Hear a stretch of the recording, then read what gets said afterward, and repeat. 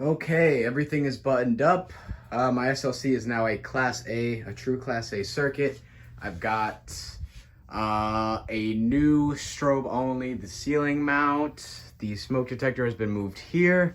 Used to be over there. So let's go ahead and give everything a test.